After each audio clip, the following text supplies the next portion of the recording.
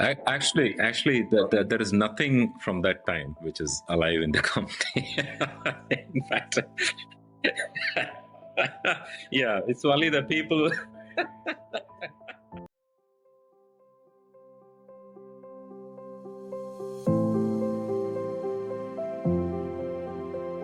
In many respects, we picked the hardest possible problem to solve. We picked the German market pre-GDPR, which was the most stringently regulated market. We picked by starting in Germany when GDPR came around and flattened the regulatory landscape. It was a boon to us in many ways because what we built in Germany could then be replicated across all of Europe. And we were no longer dealing with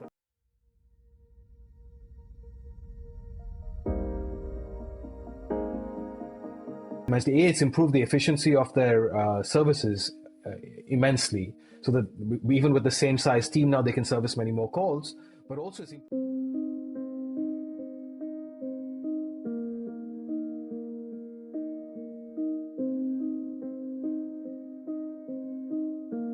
baked a certain appreciation into our DNA and the company's DNA that's even harder to replicate, right? So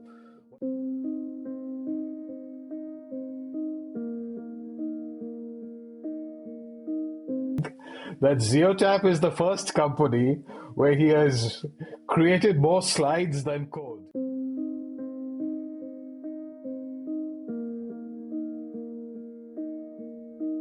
Is how I came in, right? It's more like a, I would say not like a choice by logic, but more by heart.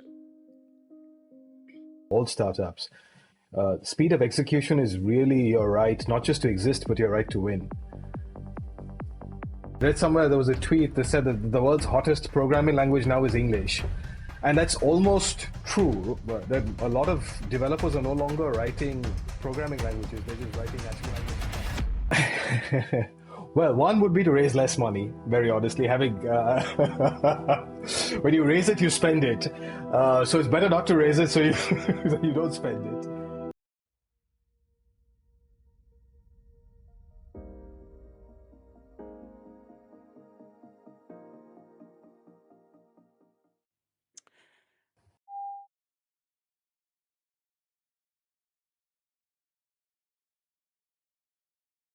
Hi everyone. Welcome to the Solve Fast Labs podcast. So today is a very special episode for me. I've got two very good friends here. I've got Sathish. Sathish is my cousin, I have to say, and we've grown up in my childhood. Pretty much a lot of it has been spent with him. And then I've got Projjol, who's the founder and CPO of ZeoTap. So this is the interesting part, right? So Projjol, I find out, is in the UK, and not just in the UK. He's actually in Bristol. Can you believe it? He's got a dog. I've got two dogs. Okay. And then we needed my cousin to make my intro. So either the world is really small, or Projjol, you and me need to get out more. With that, welcome to the podcast, guys. Thank you. So let's get started. Okay. So for my viewers, so we're gonna in the podcast we're gonna go unpack a lot of things. So we're gonna talk about the journeys, both Sathish and Projjol, what they've done in the lead up to being in ZeoTap. We will go through what ZeoTap does, and then we will talk about the challenges that they face on a daily basis, both from their operational standpoint, from a company standpoint, and then we will talk a little bit about GenAI and whether that's had any impact on their business as such, right? And then we'll wrap. There's one round. If you guys stick around till the end of the podcast, we're gonna have a very interesting CTO versus CPO rapid fire round. I'm sure that's gonna be super fun. I'm really looking forward to this. I haven't done a 3 people podcast, so yeah. With that, let's start, Projjol. So you grew up in Kolkata. You studied in the US. You did your MBA at Oxford. You started a company in Berlin. You now live in Bristol. Are you collecting cities? I was for a while, certainly. I've slowed down, maybe put it down to old age. You're absolutely right. I did a business degree in the UK and graduated into what I thought was going to be the worst recession I would see in my Yeah. lifetime. And as a result, our entire cohort, I think, were thrust into non-traditional careers in many ways. And that sort of propelled me into the wonderful world of entrepreneurship and startups. I ended up moving to Berlin and joining an early stage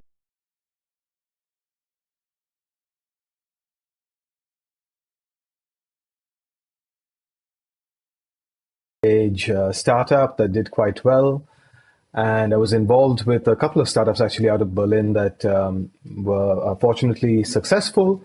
And that sort of gave me that's how the bug bit me in a sense, in that I thought there was opportunity for me to do it all over again. But as a founder myself, I was very fortunate that I met Daniel, my co-founder at the time, as well as our first investor through the Berlin startup scene. And we took the plunge with ZeoTap in 2014. And it's been quite the ride ever since.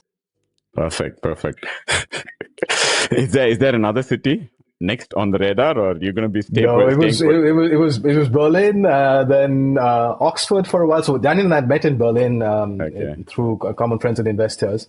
I moved back to the UK to Oxford for a while, and then more recently Bristol. Daniel moved from Berlin to Paris, I think it was, and for a while he was outshining me in collecting cities, but even he slowed down. So I think we both learned the hard way that it's nice to drop anchor. Perfect. Yeah, Bristol is a lovely. I'm not biased. Bristol is a great place to drop anchor for that. So Satish, on to you. We've been talking about ZeoTaps ever since you joined. It's been a while. Did you ever think I would do a podcast and get you on it? Uh, I thought there was a stress on being a while, but okay.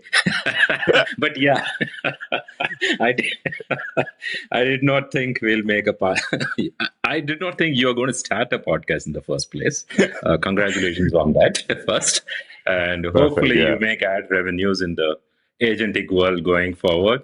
Yeah, Yeah. to be honest, I did not think. Okay. Good. I mean, if you thought, if that was a yes, then I'd have been shocked myself. So let's you had before that. Let's rewind it before ZeoTap for our viewers, Satish. So you've had 20 plus years. I still remember your BEA days when we were both together in Bangalore, right? Where I was, staying in the same shack. After that, you moved Cisco, Ola. What drew you from big tech to Projjol and ZeoTap? Big tech to little tech. Little. I think his choice of where he wanted to discuss with me. It was a very quaint little coffee shop which just started. It was the third day, I believe, right when third wave had started in Koramangala. That is where we had a conversation first and foremost. And Karthik, in the past, when I was in BA, probably a couple of these startups. One of my BA colleague himself started a startup. The Inmobis and Flipkarts were also setting shop, and at that time, startup was not a word at all. This is 2008, 2009, right? It was not a word at all, and it was either a product company or service company. That's how Bangalore or most of India operated. Yeah. And after spending, I would say, quite an amount of time in Cisco, it's another 5 years in Cisco, I suddenly thought, okay, if you have to be kind of relevant in the market as well as have a varied kind of experience, I should have one startup stint as well in terms of figuring out how they work and ways of working. That is when the startup bug caught me. That was pretty late in my life. I was, that, right? I was pretty reaching my 40s by the time I entered a startup. Yeah. And during that conversation, the first startup, Ola, of course, they had raised Series B, and they were in a kind of a journey at that point in time. Of course, rapid growth and other things. But Yeah. I had not still experienced that 0 to 1 kind of journey. That is what I kind of felt I might go through when I had a chat with Projjol. Because they had some fancy idea about telco data, ad tech, and all these things. I still remember the Inmobi guy pitching something similar. It's like 10 years prior to that. And I thought, okay, it's like a bit of a deja vu. I missed 1021. Let me hop onto it. Is how I came in, right? It's more like a, I would say, not like a choice by logic, but more by heart.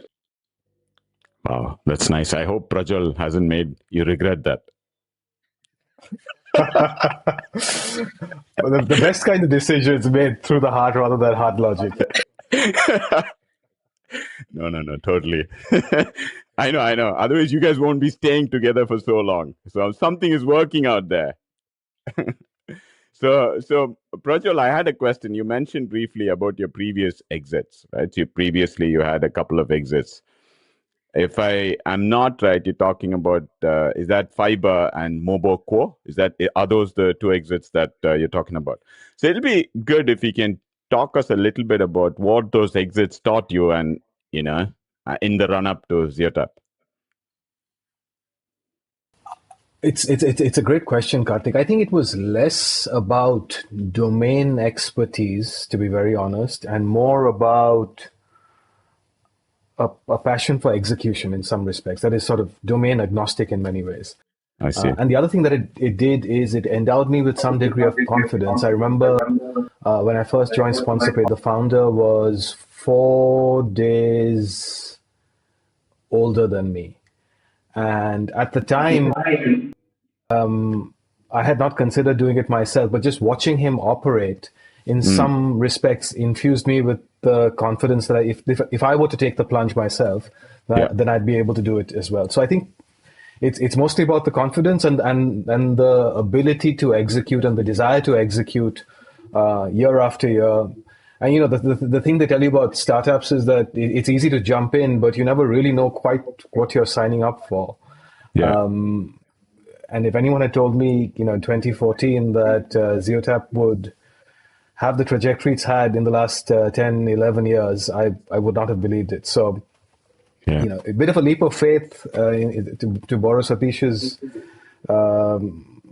words, in some respects, a decision more through the heart than through hard logic, but one that I haven't regretted for a moment. Wow. I'm still trying to figure out how you get that trajectory. Maybe that's something that we need to discuss over beer then, Prajjol. So, so Sathish, so when you joined in 2017, right? What was the state of tech then? What needed to be built versus, what you have now? I mean, that's a question for both of you, actually. So from when from the first version in that coffee shop to today, okay, what has changed from actually, both your perspectives? there is nothing from that time which is alive in the company. You guys are right? Yeah, it's only the people. Barely at this point.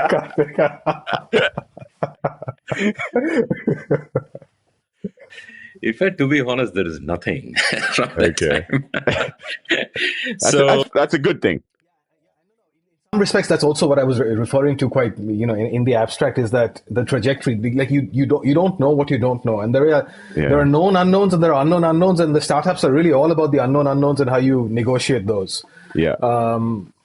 And a lot of it is down to, the Sathish and the team and the ability to adapt in what has been an incredibly fast changing and fast evolving landscape. Understood. So I'm guessing, Sathish, that means that, you've used this analogy for, I distinctly hear, okay, he might have used this with you, but one thing he's told me, when I met him is, hey, I want to launch a rocket and I want to launch it today, okay? So I guess a lot of them has happened to you, Sathish, from over the past 10 years, where you guys have built a lot of stuff. From what you're saying, can you give us some examples? You want to go, Prajjol, or no, go for it. Okay.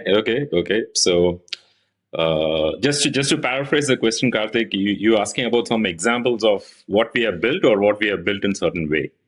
Yeah, because I missed your voice. Sure, that and also the fact that I know you've mentioned in our talks that there is a tendency to launch a rocket and launch it really fast, like today, right? So that's a So phrase you've used. So I was just wondering if you can talk about that in your journey. yeah, sure. As a philosophy, what I have personally found is one of the biggest advantage of startups is always the speed of execution, right? And the moment that slows down, I don't see any other life left in the software. I mean, in the company. So that is kind of something we look into in terms of every person who comes on board, as well as how they're going to execute. That is kind of a non-negotiable in terms of what we look at. And that kind of seeps into how we deliver things in terms of compressing the entire timeline to get the, I wouldn't say the super quality delivery, but the adequate delivery, right? Which meets the expectation of how it has to operate. So one vivid example I remember is a 3-week delivery timeline where we had to be ready for GDPR. I still vividly remember the date. It is May 25, 2018. And we had to get it ready, because if we are not ready, there was no business, because we were in ad tech and we were collecting by far the most sensitive data assets of customer data, that too from the most sensitive people, the telco people, and we are operating in EU, right? Yeah. And that date was non-negotiable. It's not like I give an estimate and I can come on May and say, hey, I'm extending by another 3 weeks. No, there's nothing, right? It's either it's ready on that day and we tell to all our telcos we are ready, or we are not there, right? So these are the kind of situations which keep on coming time and again. And sometimes it might be a revenue situation, sometimes it might be a regulatory situation, or sometimes it might be just very recent example, right? There was like a match between Inter and Juventus, and one of our customer had to get a real-time thing ready for him to operate pre-match and during the match. And this came on Friday night around 9 o'clock. I also like Inter Milan, so that's certain bias of why okay, let them have this stuff. So it's like varied things, right? In terms of how the speed is like super important, and that is I would say for any startup that is a very key ingredient in terms of how they need to operate. Yeah, I couldn't agree more, Karthik. I mean, fundamentally, as a startup, any startup, I think, especially one that's operating in the enterprise space like we are, but I think that's probably true of all startups. Speed of execution is really your right, not just to exist, but your right to win. I mean, we'll touch upon that's a super relevant topic with GenAI in the blocks, so to say. We'll come back to that, in the later section, we'll reference this. So one thing I want to take you back, Prajjol, mainly asking you to the ZeoTap origin. So I've read you compare this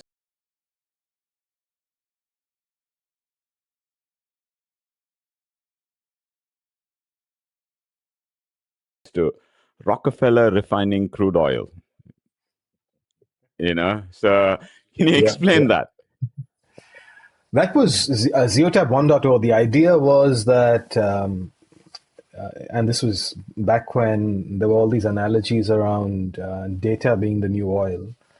And our fundamental hypothesis back then when we founded the business is that we could source high quality data in a privacy compliant manner from some of the hardest to get sources effectively, and make those available in the marketplace for marketers and advertisers.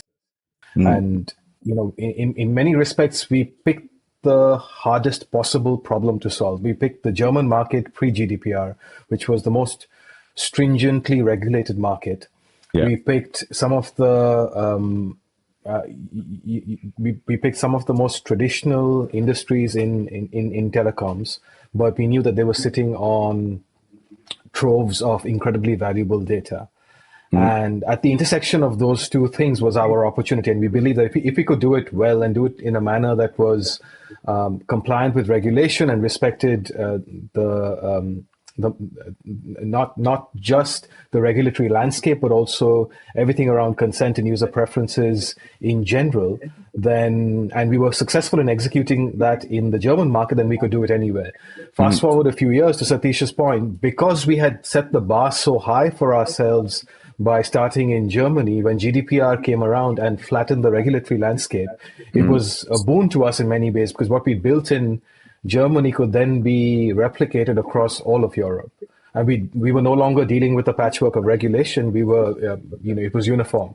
So that actually worked in our favor. So it was really hard in the very early days because, like I said, it was a very tough nut to crack, but it worked out in our favor later. Perfect.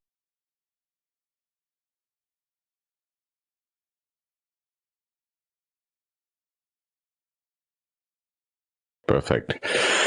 That's interesting here to hear how it's connected to the oil and the data, I guess. So Satish, obviously I followed your trajectory in ZeoTap as well. Just a question on that. Obviously, you went from director of engineering to CTO. So how has your role changed from over the years? I think Projjol should answer that. Well, let me tell you by way of example. Sathish likes to brag that ZeoTap is the first company where he has created more slides than code. There you go. which I don't know if that's really a very flattering representation of what he's been doing for the last almost 10 years for us, but that's where it is. Oh. Okay, so I think I will extrapolate that to say that when he was director of engineering, he was actually doing a lot of hands-on work, and it's moved hands off. Is that a fair? He was adding value, and now he's management overhead. Yeah, absolutely.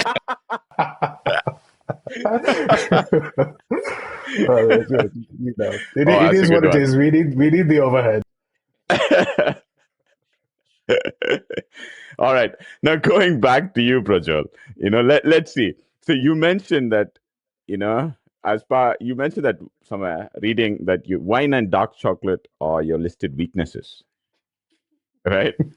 Has founding ZeoTap and working with Sathish made that better or worse? It has. Well, I think startups in general have a way of thrusting you towards your weaknesses. I think Sathish and I had eaten dark chocolate together in a lot of different cities now across the globe, and occasionally had a glass of wine too. So yes, absolutely. Which is the best dark chocolate that you've had then? Oh, that's a good question. I think the Guatemalan one. Which one, Sathish? You got something from South America once. Oh yeah. The Colombian and Guatemalan ones. Yeah, those are very good. Yeah, absolutely. We'd gone for a holiday to Colombia a few years ago, and I brought some chocolate back, as I tend to from everywhere I go. And I think those were, it's a big sample set, but I think those were probably the best we've had. Though to be fair, I should say more recently, even out of Bangalore, the Subco stuff is very good. A few weeks ago, we enjoyed some of Subco's latest releases in the Bangalore office, and they can go toe to toe with some of the best in the world now. Wow. So some of my favorite, now that we are on that topic, I know you know Betterfoot right down the road from us. Betterfoot, yeah. There's this brand, the vegan brand. There's a vegan brand called HU. Have you tried that? Oh, I haven't tried that. No. Okay, try Do that. You recommend it? I do. Yeah, 5 ingredients only apparently. Okay. Right, and really good, run by a sibling couple. So yeah, try that. Well, and next time I take the dog for a walk, Yeah. Yeah, try that and let me know. I don't know if it'll compare with your Guatemalan chocolate, but that's interesting to hear. So let's move on, guys. Let's move on. It's been super fun. Let's move on to. I'm going to do a ZeoTap 101, okay, for my audience. We've talked a little bit about what you guys do, but let's actually do a little bit. So first things first, okay. So what is a CDP? I've seen it so much in your company. So let's say your mom's asking you, asking you to explain what do you do for a living. and then you want to explain it to her. Yeah, I mean, happy to hear both versions. Sathish and you, Prajjol. Satish, would you like to go first?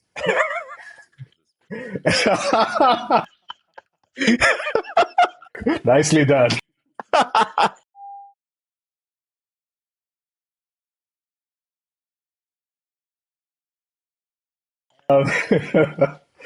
The complaints follow right after this, in case you're wondering. CDP 101. So, custom data platforms. We work with large enterprises who are sitting on piles of customer data that is collected across various touch points. So, take a typical example of a client in our case would be a large telecom operator, financial services, large retailer, sports club, as Satish alluded to. They have a huge customer or fan base, and there's a profusion of data associated with all these different touch points, often across different channels and platforms.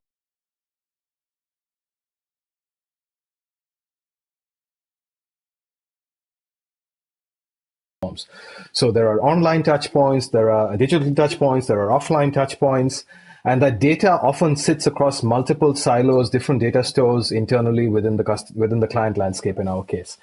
And what we do is we help clients make sense of their customer data and make it compliant with regulation for the purposes of any kind of customer engagement.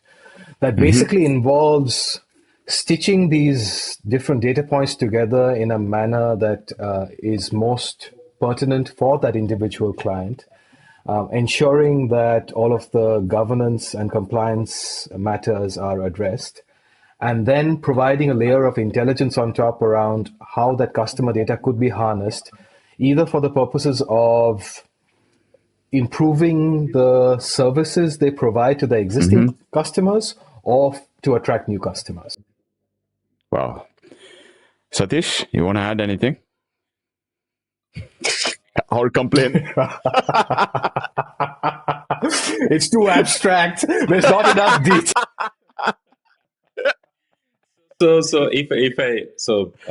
Quoting from your question, if I have to explain it to my mom or grandmom in terms of what exactly we do,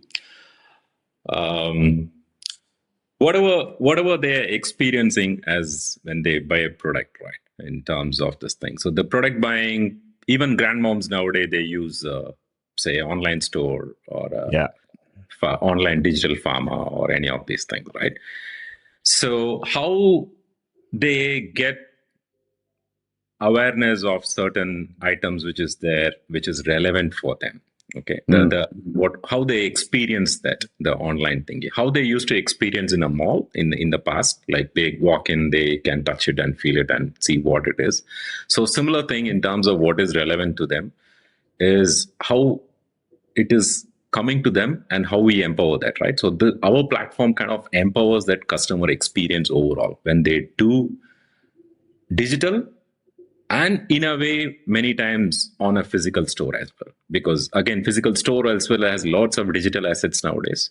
So you could say this platform is an enabler for those experience via their various touch points in terms of what they're trying to buy. Perfect. So now that CDP is out of the way, my follow-up question specific to ZeoTap. So what makes you guys different to other CDPs? Okay, this time I'll give Prajjol the leeway. I'll start first. One thing is, given our DNA comes from core data management, the CDP is more of a 2020 onwards a new product, right? So ZeoTap comes with a core experience of managing really, really high scale of data from what we used to manage. So we are utilizing the same experience to give provide a platform which the customers can reliably trust and also rely on its speed of delivery, right? So that is one thing in terms of a soft skill set.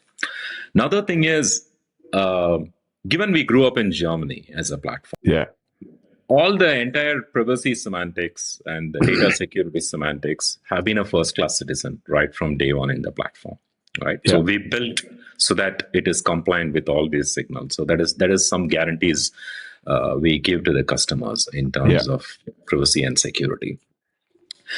The third thing is, which we brag about, is the fluidity of the platform. So over a period of time, we saw customers undertaking two different kind of journeys, right? One is more and more real time and just in time, in the sense the speed of at which the action needs to happen shifted more towards real time. The case I gave you, right, the football match, it was more of real time. When the match is happening, I had to serve certain things, right?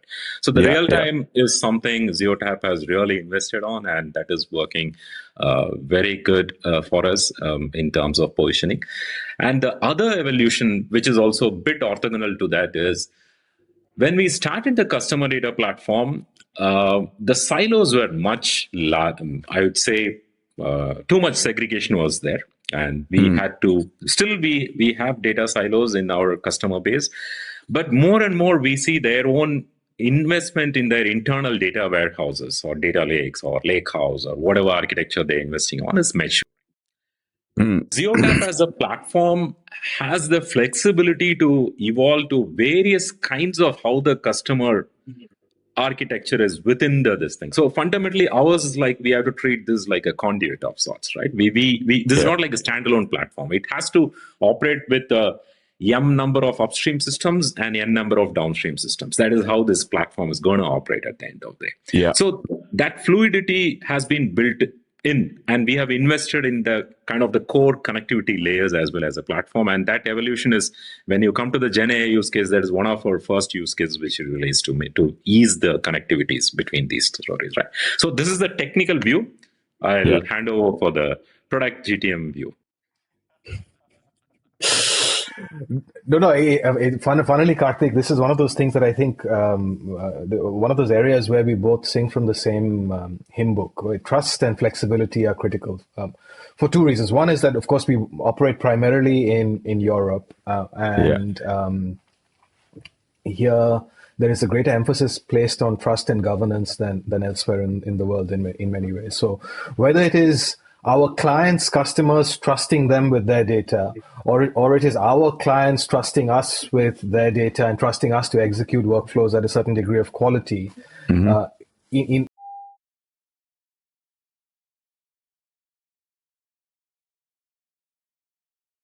in both scenarios, trust is top of mind, and that has to emanate from every single aspect of the platform, which is, to Sathish's point, when we built the stack, compliance was treated as a first-class citizen. Today is a first-class citizen. Anything we do on the platform, one of the key considerations is how does that impact the compliance layer, and that's important.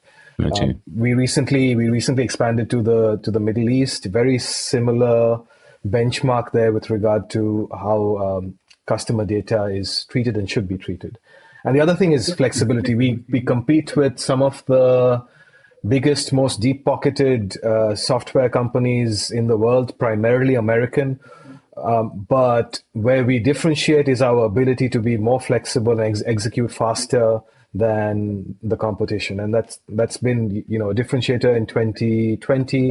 That remains a differentiator in 2026. It will always be a differentiator in that we will be able to execute faster in a more flexible manner. And that really, again, plays to our customer base, where large enterprises are looking for a certain architectural flexibility when they adopt a data platform like ours. Makes sense.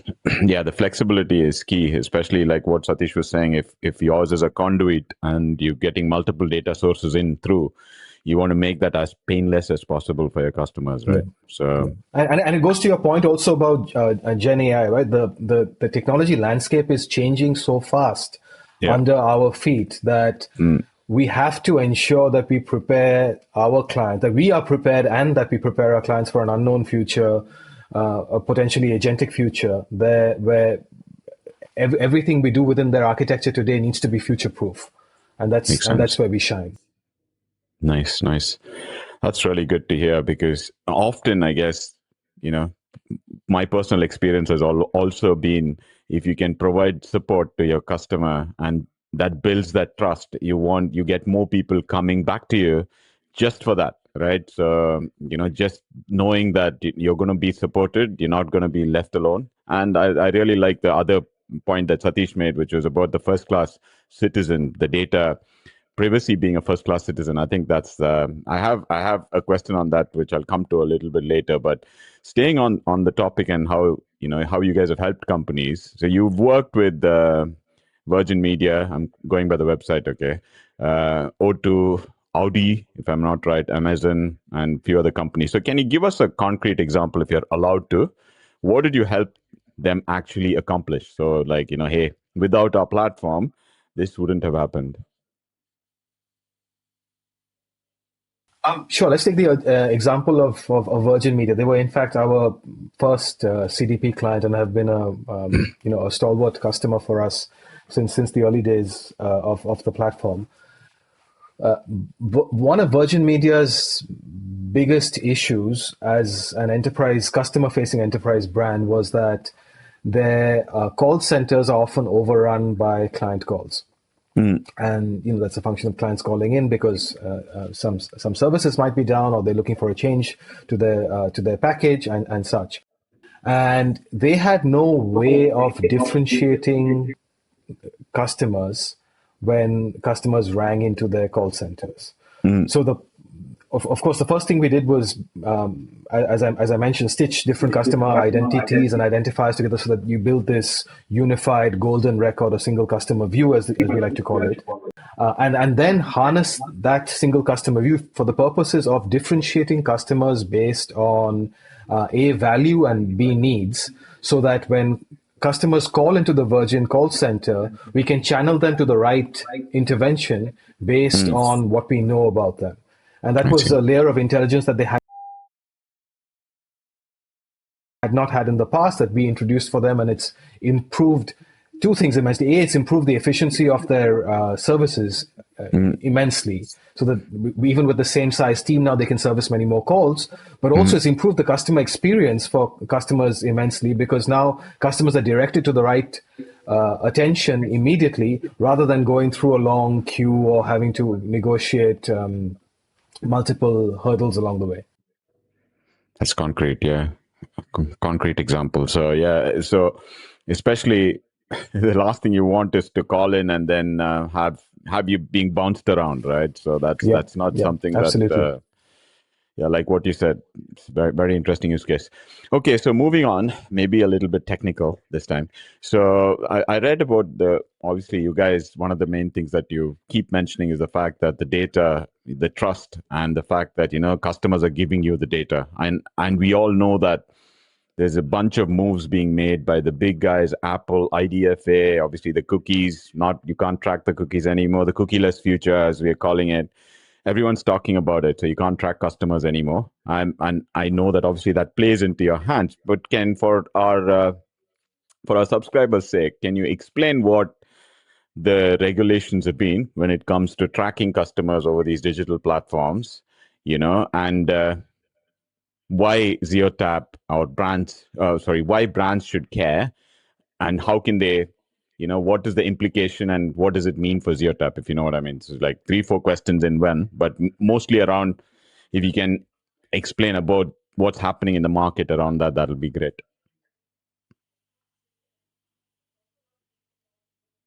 Do you get that, Sathish? Yeah, I'm happy to take a stab at it, and then Sathish, feel free to jump in as well. I think as far as regulation and privacy-specific regulation is concerned, GDPR in many ways was a landmark regulation, and other parts of the world have then emulated GDPR for good reason, right? It is in many ways the gold standard for anything around how private customer data, individual data should be handled and treated.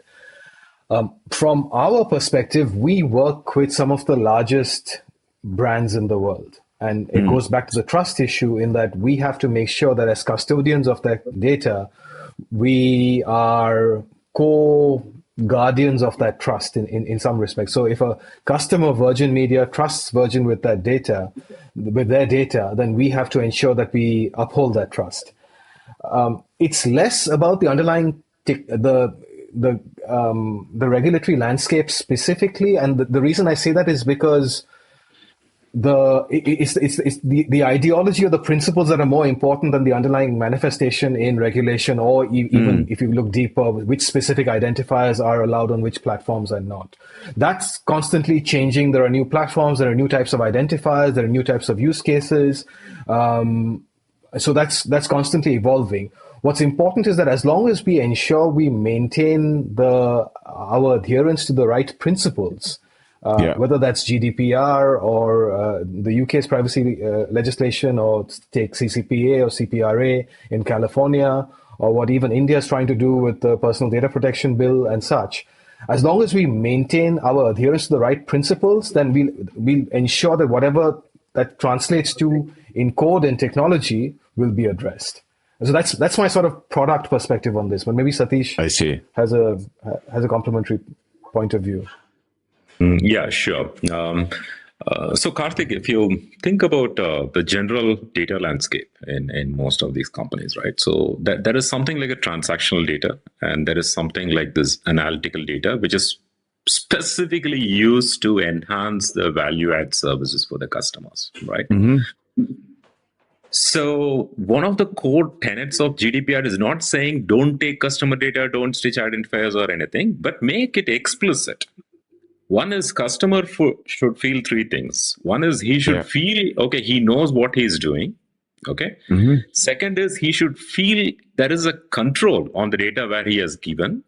Yeah. And third thing is he should be able to say, hey, stop this at any point in time, or forget me, or stop this, or change this at any point in time. Okay, so these are the kind of the empowerments which you want to give to the customer, and in the exchange of that, if you are able to give these three and collect the data, in exchange of that, what we are trying to say is, hey, your service will be enhanced, right? If I don't have your customer data at all, going back to the same example which Prajjol told for Virgin Media, every time you call them, they'll start with, hello, sir, can you give me your name? And what is this thing? And that will take like 5 minutes. You'll be like super frustrated. The same issue would have hit you 1 month back, right? So this is exactly the value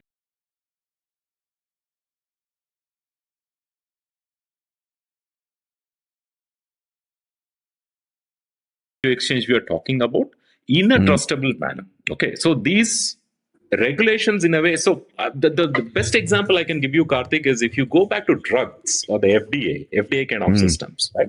Where regulation kicks in is when there is a little bit of probability in your what it can happen, right? So any medicine which you take, okay, be it even the best medicine, even paracetamol, which is just available over the counter, right? It might work for 99% of the population, and its work may not be the same for everyone, right? 1% don't work. They'll be allergic or doing something. But the benefits outweigh the safety. That is where FDA comes in and says this regulation. So you are betting on that tablet because there is a regulator who stamps the trust on you, right? So instead of looking that entire regulation as a villain, we should use it as how to enhance the trust of your brand or your this thing, and utilize such kind of platforms which are able to give it out of the box to do that value exchange. So this is fundamentally the philosophical view of things. I know you expected a technical answer, but this is what it is actually. I'm not expecting anything. My question was only stemming from the fact that the regulations are becoming tighter and tighter, and it looks like that for me in my head it translates to an opportunity for ZeoTap. That's why I was asking, because it's an opportunity for every brand to earn more and more trust. That's the way I would put it. Yeah. Okay. And especially the shovel providers like us, we gain more by giving it out of the box, saying that, hey, if you utilize that, you just get it, right? You just get whatever I told in terms of the customer feeling more empowered, and he's having a better control of the data, and he's able to act on that as and when he wants. Sounds good. Okay. That's really, you both put it really well there.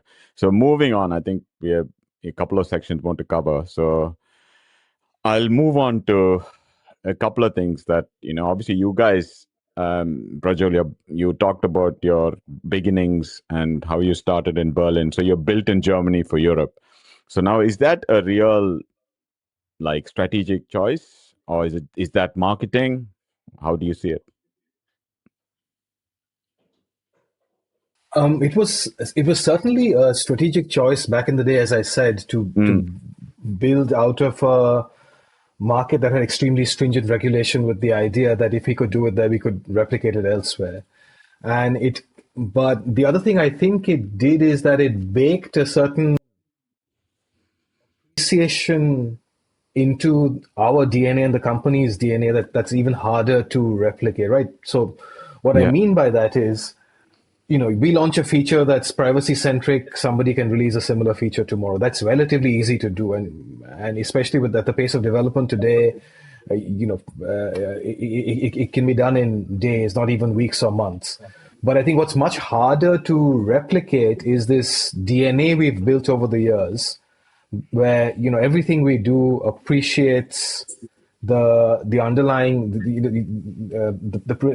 the principles that the first iteration of ZeoTap was built on, which was an appreciation for privacy regulation, compliance, governance, trust, transparency, that is much harder to acquire if it's not already baked into into the system. Okay. And my follow up on that is just on obviously the US market. You mentioned that obviously you guys are the go-to platform for in the EU. Can you tell us a little bit about what's hard breaking into the US market? Is it that the Americans don't understand GDPR, or is it that they are just pretending not to?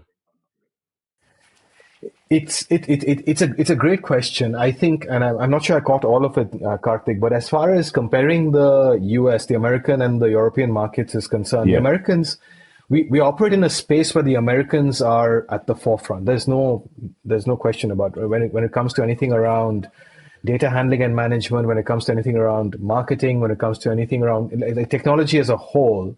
The Americans lead the pack, and others follow. That's true, I would say, probably 95% of the time. That said, there are areas where we have been able to carve out a niche for ourselves by virtue of the DNA I was referring to. And that gives us a leg up in our home market of Europe. It's given us a USP that we are able to lean on when we expand to markets like the Middle East and North Africa. And it's probably an area where we can outshine the American competition on an ongoing basis just by virtue of having lived and breathed it on a daily basis. So that's not to say that there aren't other things that the Americans do that we would look to emulate, but this is an area where we tend to do better than others. Okay. And I know that you guys have offices in New York, right? And you work with US brands. So clearly something is working. Yeah, we did for a while. We took a decision around COVID actually to exit the US market consciously.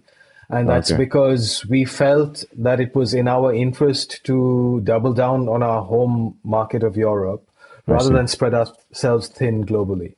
So we sort of retrenched in a sense from the US market and consolidated our leadership position in Europe. I see. Okay. Sounds good. So, I mean, obviously you've mentioned a lot and you mentioned about privacy. Just one more question on that. You guys have like all the standards that, ISO 27001, 27017, 27018, CSA star. That's a lot of certifications. Is that just to emphasize your DNA, as you said, or is it like, is that a moat? Is what I'm asking, or is it like bare essentials in Germany that's driven you for that?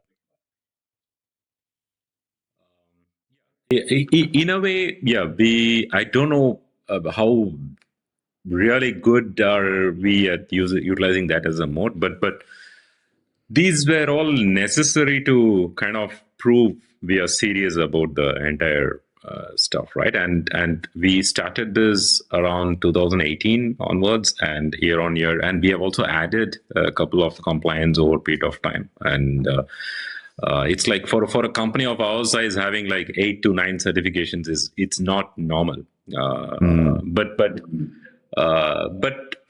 the thing is, it's a kind of a replicatable thing. If you get the base ISO, then you have your all your infosec in order. It's fairly easy to replicate across other certifications in terms of what we do. So once you have because as I mentioned, we took a more product centric approach to this entire problem, right? So in fact, we get the auditors coming and saying, oh, this is like you have completely technically solved the entire thing, rather than showing me Excel sheet and some document and all these things, some checklist here and there. Instead of that, they can visualize, see that, like what is happening and why it is happening in a certain way. Cool. But yeah, I think we, given you have asked that question, we could better market that, I would believe. We haven't thought about it as a moat or anything, because there are many companies which do have a bunch of certifications, but we need to check for our size and what we operate, do they really have these kind of certifications, and how easily. So for example, if you want HIPAA, right, all I need is 3 weeks to get myself certified, because we are super confident about our system on any. I think I have a solid example. One of the automakers, when they came in, they wanted TSAX, and we just added TSAX in a matter of days. I see. Without sweating, right? So because the systems are in place, getting any kind of additional certification is like a fairly easy thing for us. Makes sense. Okay, I mean we've rinsed a lot of aspects of ZeoTap. Now let's have some fun. Okay, so let's move on to, this is not the rapid fire yet, but moving on to GenAI and the impact. Okay, so Projjol, I want an honest answer from you. So now that AI, now with GenAI and AI tools are available now, Projjol, have you, just be honest, have you become a creator now? Have I experimented? Yes. Am I completely blown away by everything that's happened and is happening? Absolutely.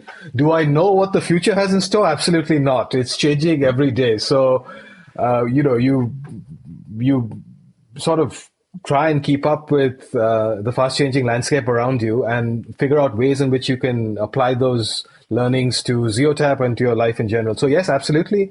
I'm using a number of the AI tools myself, both at work and for personal reasons.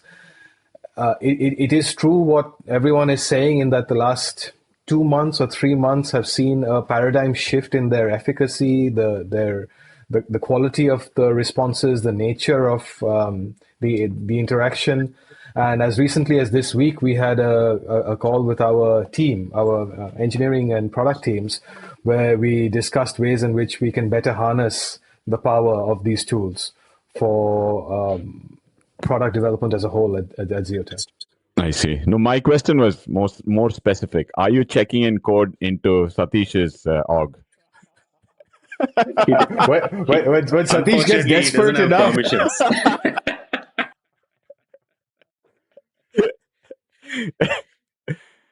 All right. But it's funny you say that, right, Karthik? Because I read somewhere there was a tweet that said that the world's hottest programming language now is English.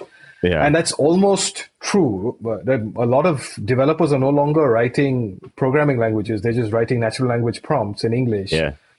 And that means that in some respects, there is a brave new world where I could be checking in code tomorrow if Sathish lets me. All right, flip side, Sathish. So now that AI is handling more coding, are you spending more time, getting into product now? I don't remember a day when I.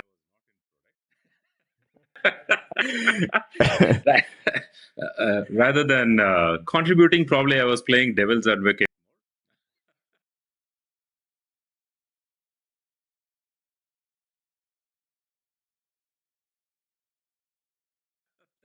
Makes sense. Yeah. So, the walls are kind of getting blown away, right, Karthik? In short, so Yeah, it's like if you have a certain interest of doing anything, I think this is the time to do that. absolutely. Yeah. I mean, in my personal experience as well, it's been interesting. I was just looking up just before this podcast the number of repositories I've been working on, like literally 20, 30 of them, all different, doing different things, and it's become like what you were saying, Prajol. It's English is the hottest language now for programming. So another related kind of question. So obviously there is. Prajol, when Sathish, let's say if he pushes back on something, have you said, hey, well, Cursor says it's easy, or, Claude Code says it's really easy to do? Has that happened? Actually, I think the pushing happens the other way. Funnily enough, and ZeoTap is one of the wonders of ZeoTap is that my team is constantly pushing to be faster than we are rather than slower, which is sometimes a scary place to be, but Oh my I God. enjoy it. Estimate. Thing is, if you do come up with an estimate, like you mentioned, you challenge it, right? So my question was more around: is GenAI giving enough tools for Prajol to actually challenge your estimate, or vice versa, basically? Well, I think GenAI definitely is challenging most of the estimates, right? Because the problem with the estimates is the general psychology I have seen running engineering teams for so many years is estimate that what they try to answer is how long do I have to complete rather than how long it will it take to complete. If you want Okay. me to repeat that, right? So I think that notion can be quickly verified using certain GenAI encountered and all these things. So that is a constant thing which happens with the estimations, right? In terms of Yeah, how yeah, the yeah. teams estimate.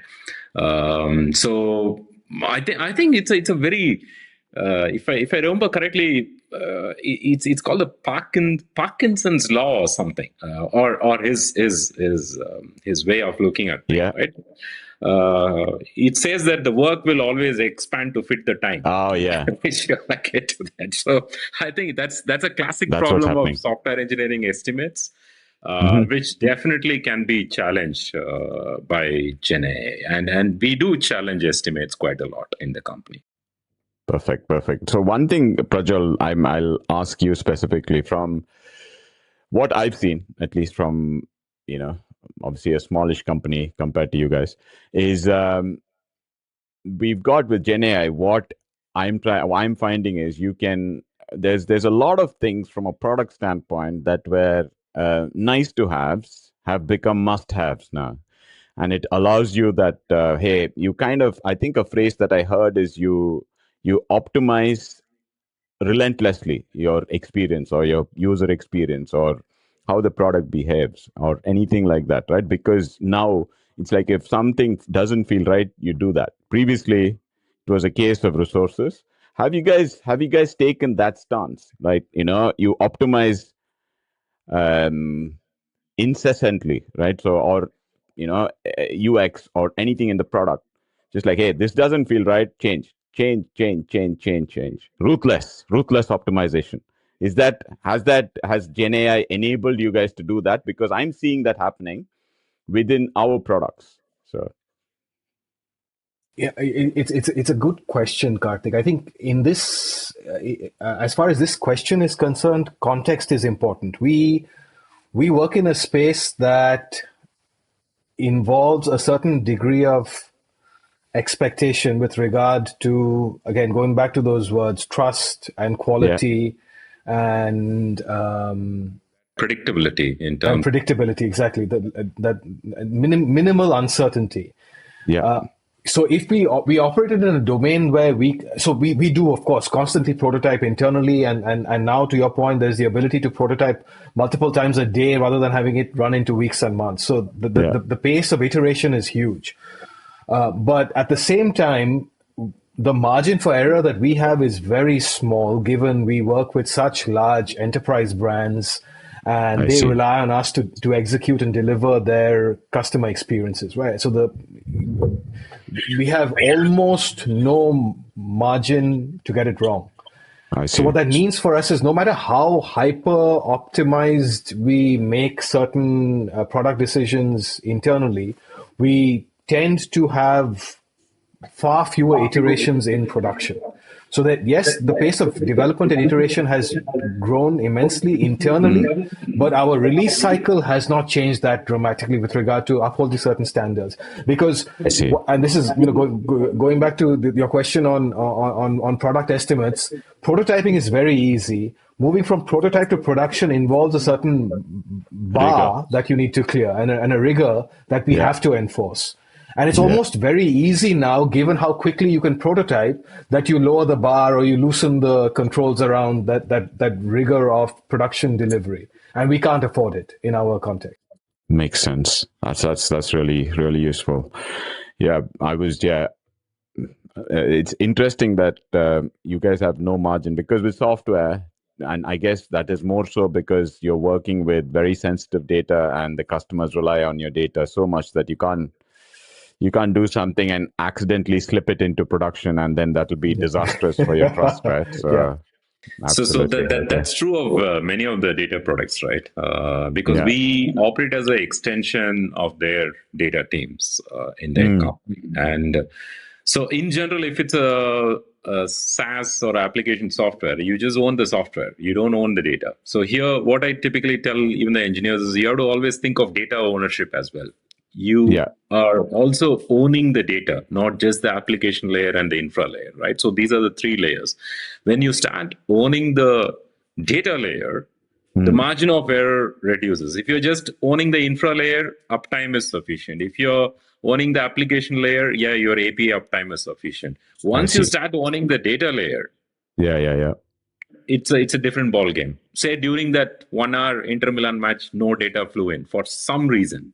We'll get a direct mail from the CEO saying that what is happening, right? What's happening? That's the thing. So we have to balance depending on the product we are offering and the end customer, whether they are a B2C or a B2B2B or B2B2C. We are in the B2B2C space, right? So what we do in the B2B affects their end customer. So we are at one indirection level, but we are in control of what is happening there. So we need to be cognizant of that.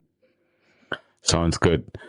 Let's move on. Okay, so there's something else I wanted to discuss, but there's in there just 5-10 more minutes, hopefully, guys, and then we'll be done.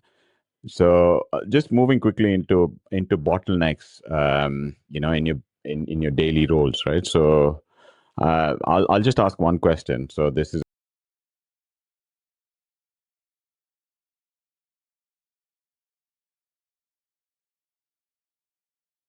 the question I love asking, and I get different answers. So, as if you had a magic wand, Projjol, and same to you, Sathish, Harry Potter style, and then you wave the wand, and one bottleneck disappears, right, within the business. If you had that wish, that magic with the magic wand, what would that bottleneck be, and how would the business look without that? Sathish, do you want to take it first? Okay, I don't know if it'll ruffle some feathers, but yeah, for me, I think the only thing which keeps worrying me, and which if I can have a magic wand and wave it, is like a very quick sales cycle, right? I'm not saying all sales should win, but at least a no comes to me faster and I just move on. So, but the cycle it takes for me to really know whether it is a yes or no is like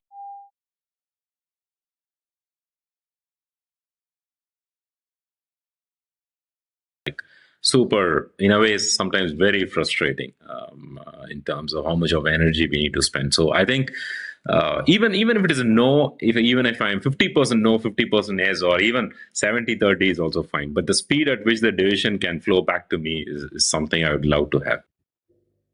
Okay, and is that because the nature of which I'm trying to minimize the ruffling here, by the way. Yeah.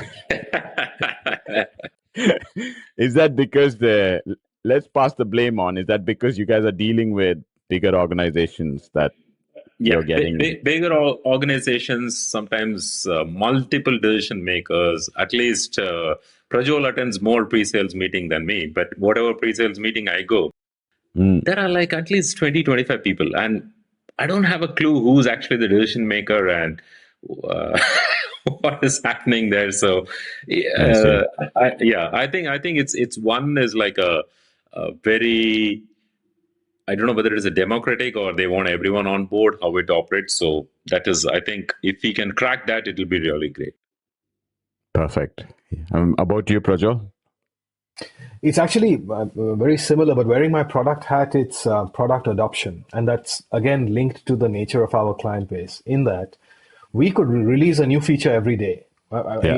And given what we are seeing with GenAI, it's entirely viable for us to iterate that quickly. And at some point in the not too distant future, maintain that rigor around production releases and still iterate that quickly. The challenge we would face, given the nature of our client base, is that they are such large entities that they don't necessarily have the same degree of agility and flexibility that we do. Of course, the other side of the coin is that it also means that our relationships with our clients are incredibly well entrenched. Right? These are deep relationships with mutual respect. They rely heavily on us for some of their core customer experiences. We become effectively the plumbing across the organization. Yeah. So extremely sticky clients, long-term relationships, very little churn, and it's we individually know more about their use cases and in many respects that even they do. Yeah. So the nature of the relationship is such that there is a lot of depth and there's a lot of color and there are long-standing relationships. But it does mean equally that there isn't the kind of agility that you would have with a software platform that's used by thousands, where you can iterate and, to your point, release new features almost every week, see the growth in adoption, iterate quickly, and continue to learn. That I see. learning cycle and that iteration cycle just isn't quite as rapid as it would be in a different domain or context. Nice. That's yeah, I guess it's interesting. Both of you, what you're saying is kind of related because of the markets you guys are operating in, and it's interesting. Okay, second last section. Okay, so moving on. So Prajwal, it's for the founders who are listening in, you've raised as part of ZeoTap a lot of money. You've got a lot of building. You've done 10 plus years building. You've reached profitability. What would you tell founders who are aspiring on the B2B space? General advice, or what is it that you would tell? A couple of things, two things that you think are super important. Well, one would be to raise less money, very honestly. Having when you raise it, you spend it. So it's better not to raise it so you don't spend it.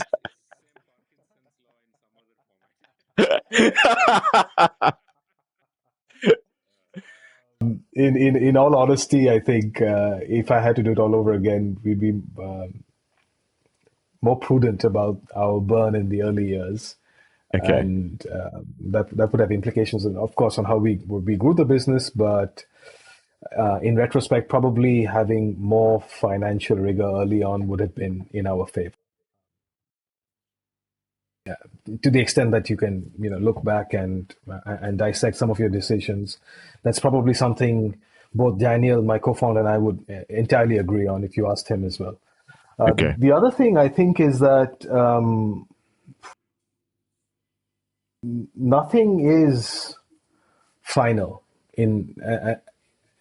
and this is something that's probably true of life, but at least in a startup context, is that there's good and there's bad, and you enjoy the good while it's happening, and you make the most of it. But there's always a potential gear that's thrown, a wrench that's thrown in the gears. So you have to negotiate that as well. So there's a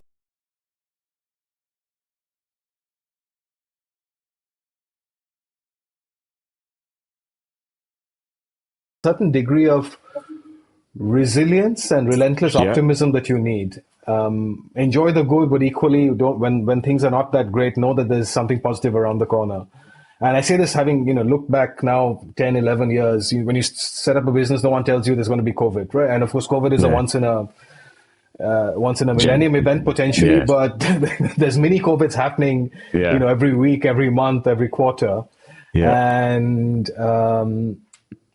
there's always the ability to work around them, work through them, and good news on the other side. Nice. I love the optimism there, Prajjol. So Sathish, for on the other side, on the tech side, so for, let's say, engineers thinking about going the startup CTO route, what should they know? And what in your opinion is the most underrated skill?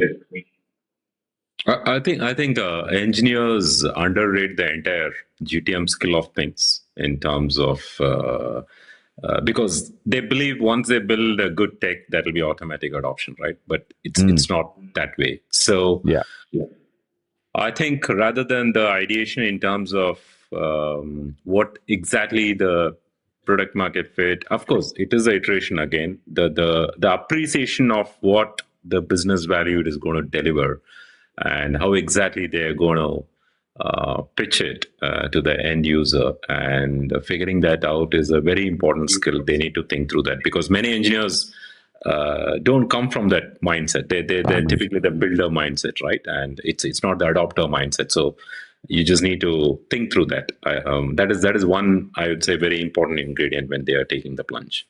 Or even better, find a co-founder who has that mindset. That might be easier than you trying it on your own, because sometimes you're just wired that way, right? You don't think in that way. So it's better to complement yourself.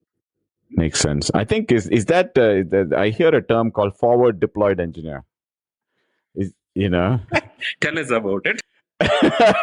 is that the skill you're talking about?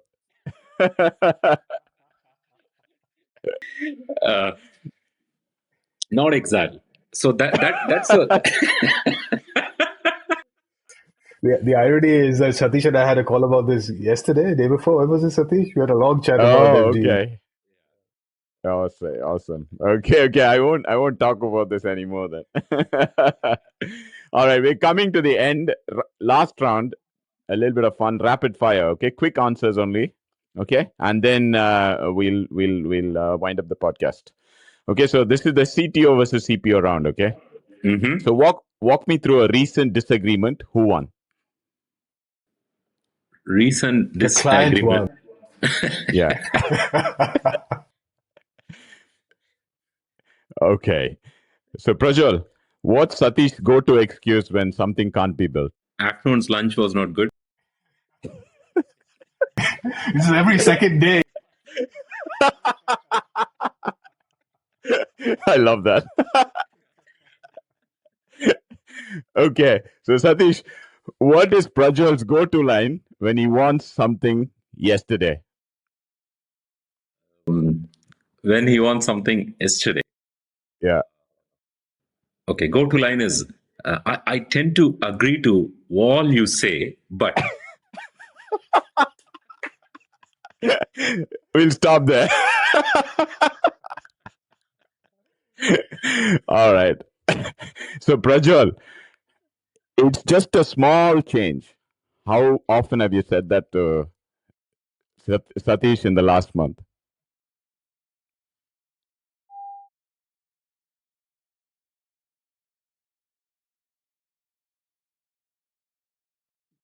At least once a day. Perfect. At least once a day. Okay, perfect. So Sathish, how often have you said it's more complex than you think? At least twice a day. So it's like the tell them concept, right? I start by telling that, then enforce it again, and the conclusion also the same thing. Love it, love it. So who's more stubborn, Sathish or Prajjol? Oh, that's. I think we're both quite self.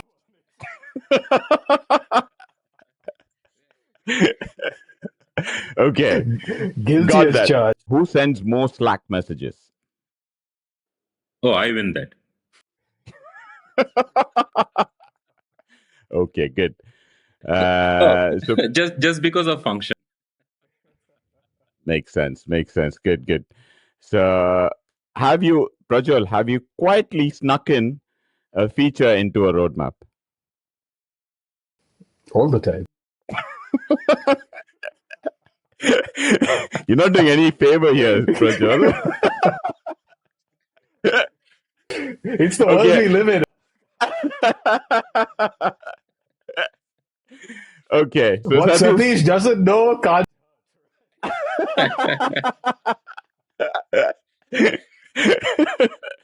Okay, Sathish, have you quietly deprioritized something that Prajjol has said? Yeah, I think that happens on a weekly basis in terms of it. I wouldn't call it as deprioritized.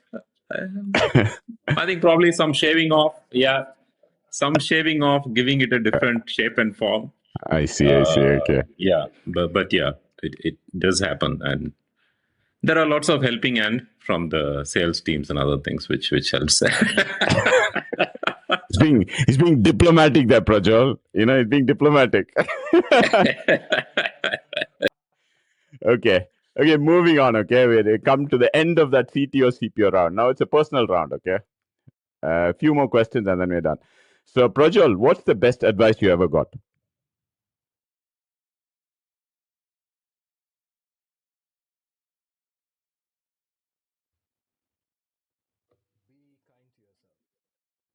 It's a really good one. Yeah, it's a really good one.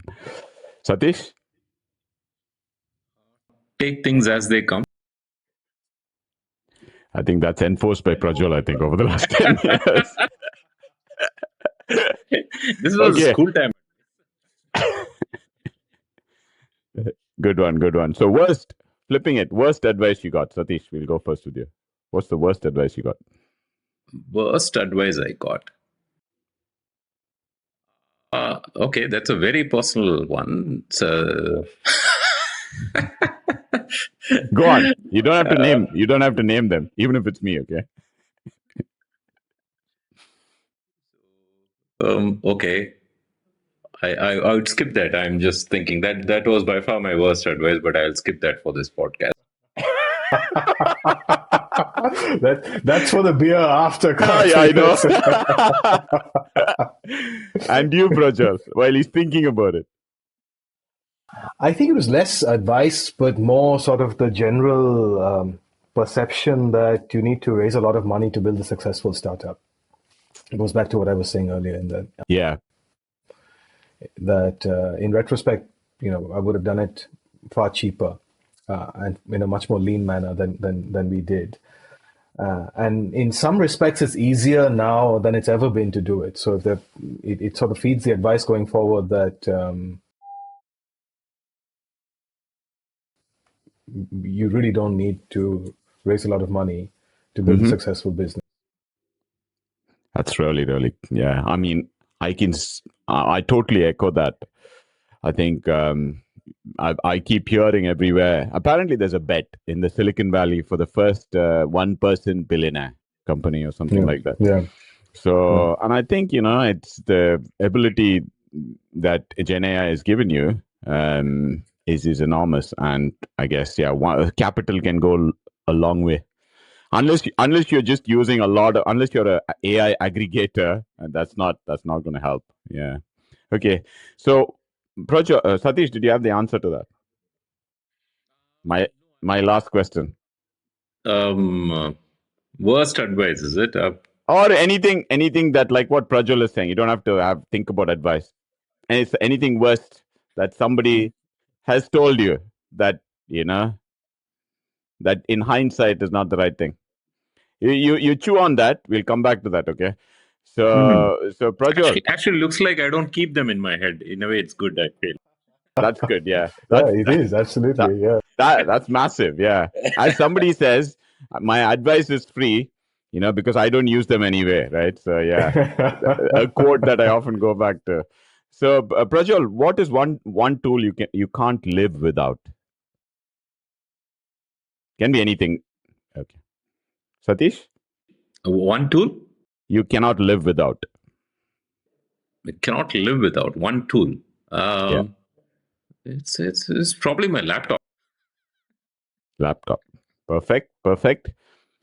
So, what is the one most annoying habit of Sathish, Prajwal?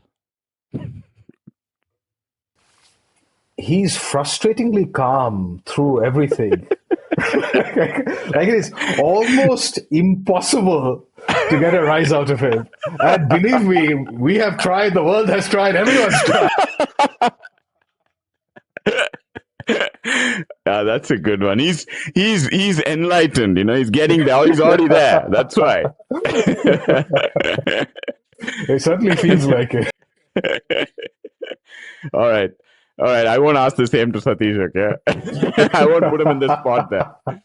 So Sathish, what's your one favorite thing about Bangalore tech scene? Oh, there is no dearth of talent pool here in terms of any tech, right? You want to build quantum, crypto, privacy. In fact, privacy and all, we are a little bit in the pole position, I would say, in terms of where tech is being built, right? So Yeah. I think the general entrepreneurship, having visited a couple of cities in terms of tech entrepreneurship, Yeah. Bangalore is like notch above many other cities. You're talking internationally as well. Yeah, probably Silicon Valley is the other place where it will be much, much higher, but definitely across many other cities which I have visited. Nice. So, Prajwal, one favorite thing about Bristol? The food. The food scene is Lovely. actually really good. It is, yeah. Okay, that's interesting. More than London. I think pound for pound, yeah, absolutely. Okay, pound for pound. Okay. Cool. I think that's it. We've come to the end of the podcast, guys. It was super fun having, the two of you in the show, and hope we will.